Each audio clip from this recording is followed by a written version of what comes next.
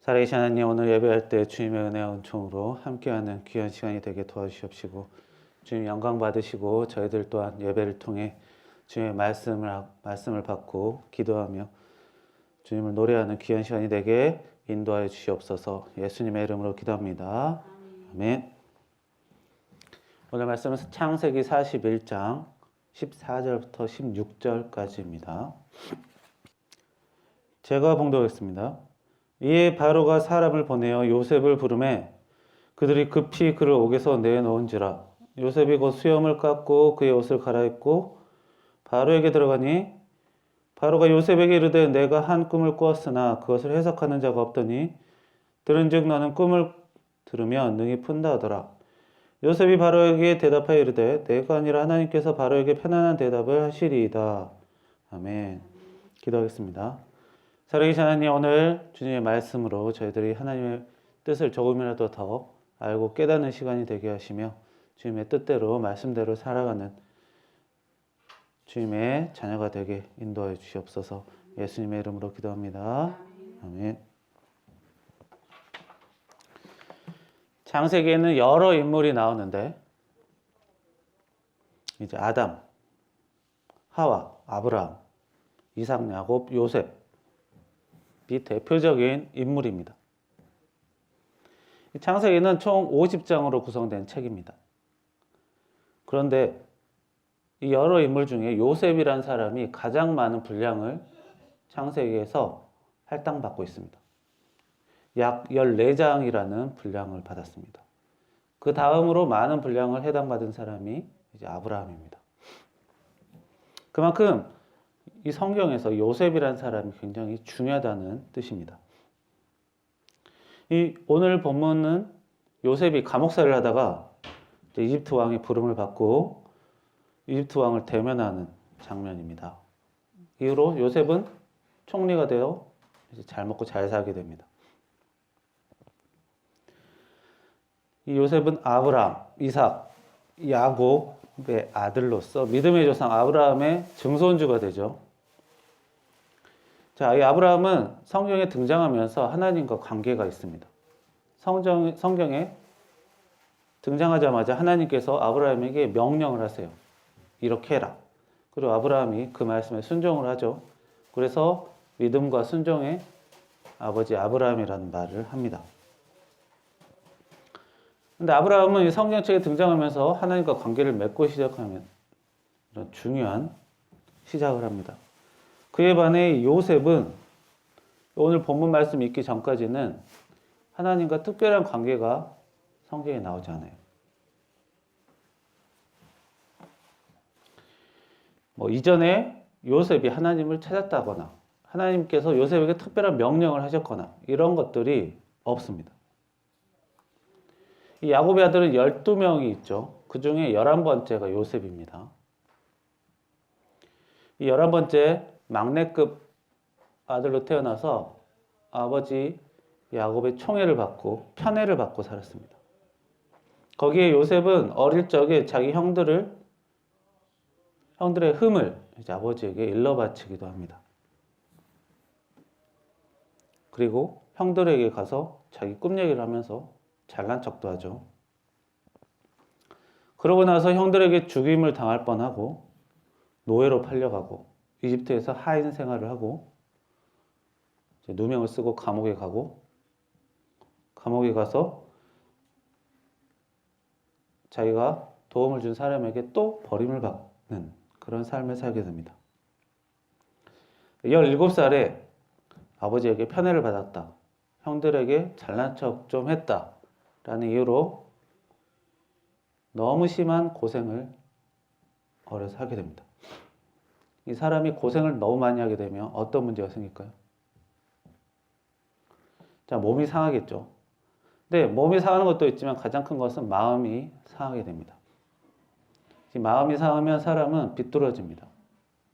세상이 나쁘게만 보이고 사람도 나쁘게만 보입니다. 요셉이 미성년자일 때 자기 형들, 가족에게 죽임을 당할 뻔했어요. 형들이 자기를 깊은 구덩이에 넣고 자기를 죽이려고 하는 모습을 이제 직접 본 것이죠. 자, 17살. 오늘로 따지면 고등학교 1학년이 감당하기에 너무 큰 사건입니다. 자, 형제끼리 의견을 맞지 않아서 기분이 나쁘다고 이렇게 다툴 수 있어요. 몇 대 맞을 수도 있어요. 요셉이 형들에게 거만하게 굴었다고 몇 대 맞을 수는 있겠죠. 그래도 죽이는 것까지는 아니죠. 더 충격은 여러 명의 형제 중에 말리는 사람이 딱히 없어요. 10명이라는 굉장히 많은 사람이 다 나를 싫어하면 충격이 굉장히 큽니다. 많은 사람 중에 한두 명만 자기를 싫어해도 사람이 굉장히 거슬리고 불편해요. 그런데 가족 중에 그것도 전부 다 나를 죽이는 데 찬성을 하고 있어요. 자, 피를 나눈 가족이 뭉쳐서 자기를 죽이려고 하고 이런 경험을 한 사람이 과연 가족이 아닌 다른 사람과 함께 살아갈 수 있을지. 자, 이런 경험을 했던 요셉은 대부분 사람이면 사람이란 거는 자기 기분 나쁘면 이렇게 돌변해서 죽일 수 있구나. 다른 사람에게 마음을 열 수가 없어요. 그리고 자기도 기분 나쁘면 다른 사람 이래도 되는구나. 삐뚤어질 수 있습니다. 자, 요셉은 죽지는 않고 노예로 팔려가고 보디발이라는 사람의 집에 하인으로 살게 됩니다. 그런데 주인의 아내가 요셉을 유혹하고 요셉은 그 유혹을 뿌리치죠. 그 결과 주인의 아내에게 누명을 얻고 감옥살이를 하게 됩니다. 자, 유혹을 뿌리친 가장 큰 이유는 주인에게 충성했기 때문이에요. 자, 요셉이 주인의 아내와 붙어먹고 적당히 잘 먹고 잘 살 수 있었지만 그러지 않고 주인에게 충성했기 때문에 주인을 배신하기 싫었기에 주인의 유혹을 뿌리칠 수 있었습니다. 그러나 문제는 주인은 요셉의 말을 믿어주지 않았습니다. 주인의 아내의 말을 믿었습니다. 자, 아무래도 노예보다는 자기 아내가 신분이 더 높고 노예가 좀 누명을 씌우더라도 억울하게 살더라도 자기 인생하고는 큰 영향을 미칠 게 없죠. 자기 인생 손해볼 게 없어요. 자, 요셉은 정말로 진심으로 주인에게 충성했습니다. 그 결과로 버림받는 결과를 얻었어요. 자, 예전에 어릴 때는 자기가 가족에게 잘난 척을 했다. 이런 잘못이라도 해서 혼이 났지만 여기서는 그것도 아니에요. 자, 주인에게 진심으로 충성했다라는 것은 삐뚤어지지 않았다는 것입니다. 그런 충격을 받고서도 삐뚤어지지 않았다는 거예요. 형들의 배신, 죽음의 문턱까지 갔던 그런 사람이 안 삐뚤어졌습니다. 그리고 오히려 더 성실하게 살았고 충성했죠. 근데 그 대가로 또 배신을, 고난을 얻게 됐습니다. 자, 이번에는 진짜 삐뚤어져도 할 말이 없을 지경이죠. 자, 그 이후의 인생, 감옥에서 요셉은 감옥 경비들의 인정을 받는 사람입니다. 감옥 열쇠를 맡겨도 될 만한 사람이라고 나와요. 자, 그 얘기는 성실하게 일했다는 거예요. 인정받을 정도로 죄수가 아닐 만큼 안 삐뚤어졌다는 것이죠. 자, 그런 와중에 왕의 최측근, 굉장히 높은 신하가 감옥에 오게 됐고 그 감옥의 꿈 해몽을 도와주게 됩니다. 사실 그 꿈을 해몽해 줬다 해서 그 신하에게 큰 도움을 준 건 아니에요. 꿈 해몽을 해줬다고 해서 죽을 사람이 살아나고 그런 건 아니었어요. 죽을 사람은 죽고 산 사람은 살았어요. 오히려 요셉이 이제 그 사람에게 의지를 합니다. 이번에는 사람을 믿고 의지를 해요. 좀 도와달라고. 자, 그 사람은 예전에 그 하인 노릇을 했던 그 집주인 보디발이라는 사람보다 더 높은 사람입니다. 왕의 최측근이라서. 그래서 그 사람이 도와주면 언제든지 감옥살이를 벗어날 수 있어요. 그러나 그 최측근 고위 관료는 요셉을 도와주지 않았습니다. 그러니까 요셉은 그 사람이 자기를 도와줄 거라 좀 믿었어요. 왜냐하면 주변에 가족도 없고 아는 사람도 없죠. 아무도 없으니까. 그나마 감옥, 동료 그거 하나 가지고 그 사람을 좀 의지했어요. 그런데 또 버림받았습니다. 사람이 이쯤 되면 사람에 대한 신뢰라는 게 없어지고 도저히 못 믿게 되고 도구로 가득 차게 돼도 할 말이 없습니다. 사람을 봐도 다 속물로 보이죠. 겉과 속이 다르고 충성해주면 배신하고 의지하면 배신하고 가족이어도 배신하고 자, 모든 사람을 증오하면서 대할 수밖에 없어요. 자, 이렇게 암울한 인생을 살면서 요셉은 왕을 대면할 수 있는 중요한 기회를 얻게 됩니다. 자, 왕의 꿈을 해몽한다는 것은 왕의 은밀한 일을 자기가 공유하고 자기가 관리해 준다는 겁니다. 자, 아무나 데리고 와서 너 이거 한번 해봐 라고 하지 않아요. 왕을 만날 수 있는 것 자체만으로도 굉장한 것입니다.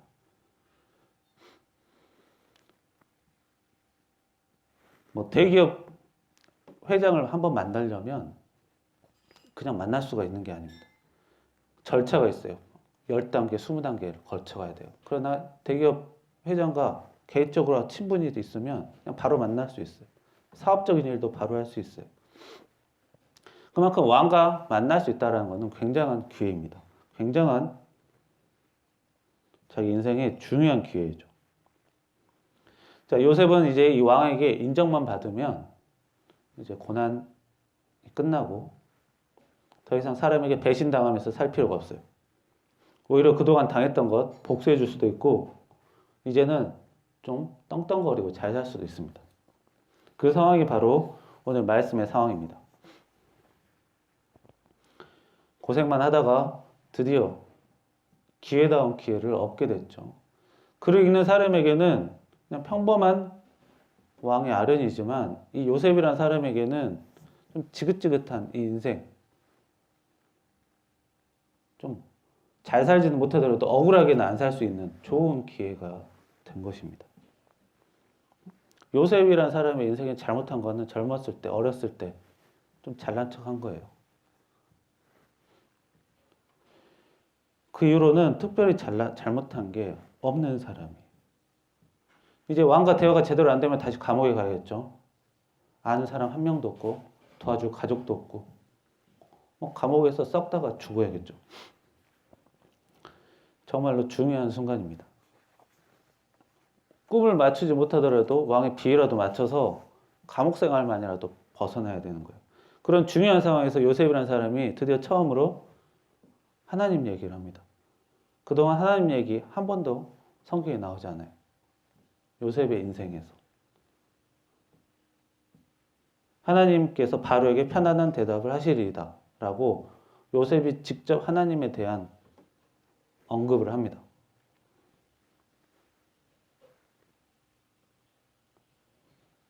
이후로 이제 요셉은 왕의 인정을 받고 그동안 고생을 그만두게 됩니다.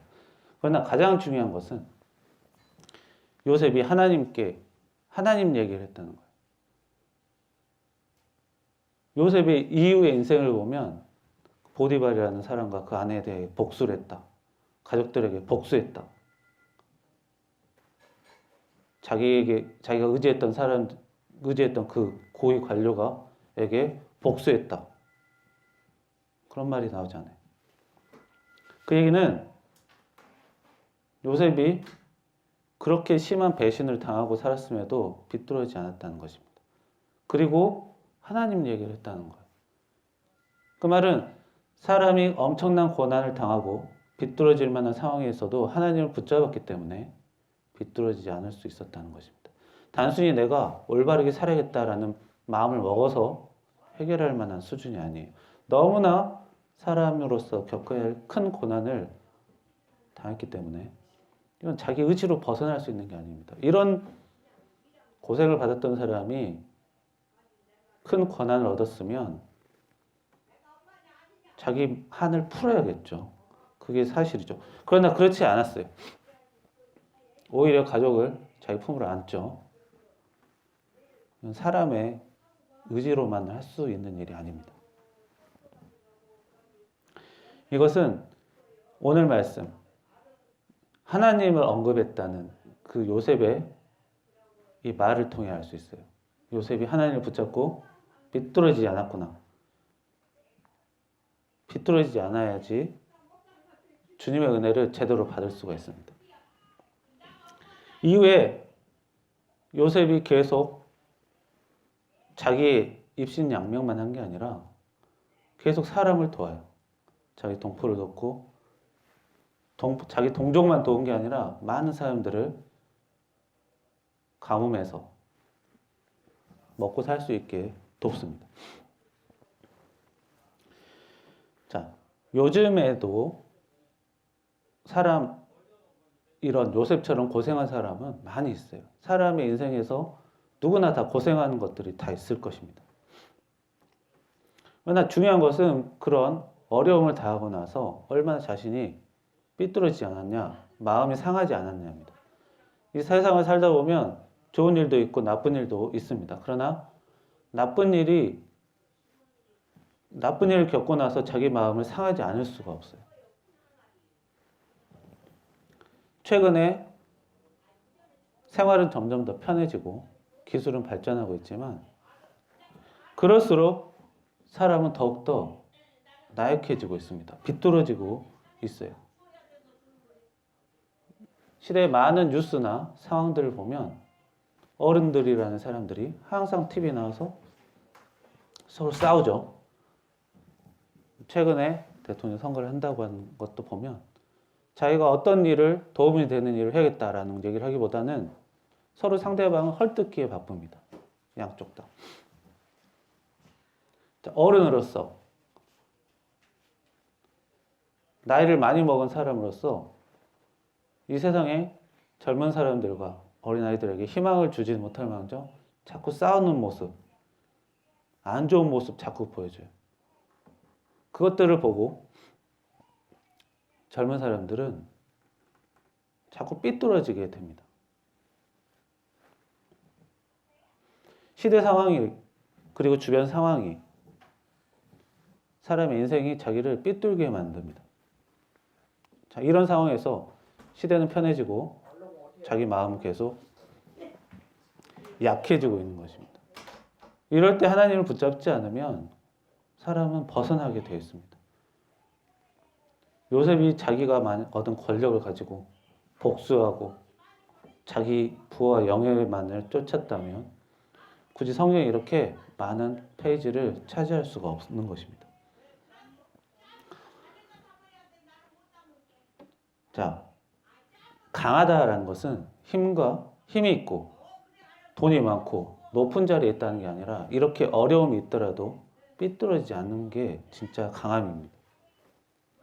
사람이 가족끼리도 사이가 나빠질 수 있고 요셉이 직장이었죠. 하인은 직장에서도 사이가 틀어질 수 있고 억울한 일 당할 수도 있고 자기가 믿었던 사람, 의지했던 사람한테 뒤통수 맞을 때도 있습니다. 이 사람은 가족이든 직장이든 주변 사람이든 언제든 이렇게 배신당하고 실망할 일이 생길 수 있는 것입니다. 그러나 그런 상황에서 비뚤어지지 않으려면 자기가 노력한다고 자기가 마음을 먹는다는 거 해결되는 게 아니라 하나님을 붙잡아야 돼요. 하나님 얘기를 할 수 있어야지 비뚤어지지 않고 하나님의 은혜를 제대로 받아서 소화해낼 수 있는 것입니다. 그래서 이 자기 신앙이 중요한 것입니다. 그래서 마음이 비뚤어지는 것을 다른 사람이 몇 마디 말해준다고 해서 돈 좀 준다고 해서 고쳐지지가 않습니다. 오직 하나님을 붙잡을 수 있어야 마음이 상한 마음을 고칠 수 있고 마음이 흔들리더라도 그것을 다시 바로잡을 수 있게 됩니다.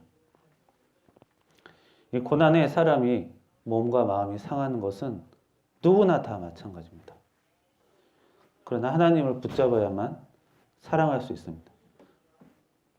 하나님을 붙잡아야 그 은혜를 더욱더 제대로 받을 수 있게 되는 것입니다.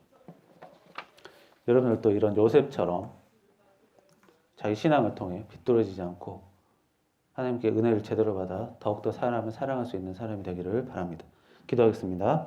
살아계신 하나님, 주여, 저희들도 사람이란지라 항상 마음속에 상처와 고난이 있고 조금씩 세상에 실망하고 사람에게 실망할 때가 많습니다. 그러나 주여, 그런 사람의 연약한 마음은 버리고 주님의 얘기, 하나님 얘기하면서 하나님을 붙잡고 비뚤어지지 않는 사람이 되게 도와주시옵소서. 그래서 주님의 사랑에 더욱더 감사하고 조금이라도 사람을 사랑할 수 있는 그런 은혜의 주님의 자녀가 되게 인도하여 주시옵소서. 예수님의 이름으로 기도합니다. 아멘.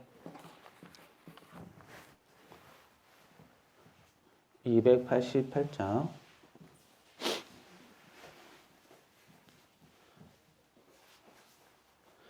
예수를 나의 구주 삼고 성령과 피로써 거듭나니 이 세상에서 내 영혼이 하늘의 영광 누리도다. 이것이 나의 간증이요 이것이 나의 찬송일세. 나 사는 동안 끊임없이 구주를 찬송하리로다. 온전히 주께 맡긴 내 영 사랑의 음성을 듣는 중에 천사들 왕래하는 것과 하늘의 영광 보리로다. 이것이 나의 간증이요 이것이 나의 찬송일세. 나 사는 동안 끊임없이 구주를 찬송하리로다. 주 안에 기쁨 누림으로 마음의 풍랑이 잔잔하니 세상과 나는 간 곳 없고 구속한 주만 보이도다. 이것이 나의 간증이요 이것이 나의 찬송일세. 나 사는 동안 끊임없이 구주를 찬송하리로다. 아멘. 다 함께 주기도만 하겠습니다. 하늘에 계신 우리 아버지여, 이름이 거룩히 여김을 받으시오며 나라의 마옵시며 뜻이 하늘에서 이루어진 것 같이 땅에서도 이루어지이다. 오늘날 우리에게 일용할 양식을 주시옵고 우리가 우리에게 죄진 자를 사하여 준 것 같이 우리 죄를 사하여 주시옵고 우리를 시험에 들게 하지 마시옵고 다만 악에서 구하옵소서. 되게 나라와 권세 영광이 아버지께 영원히 있사옵나이다. 아멘.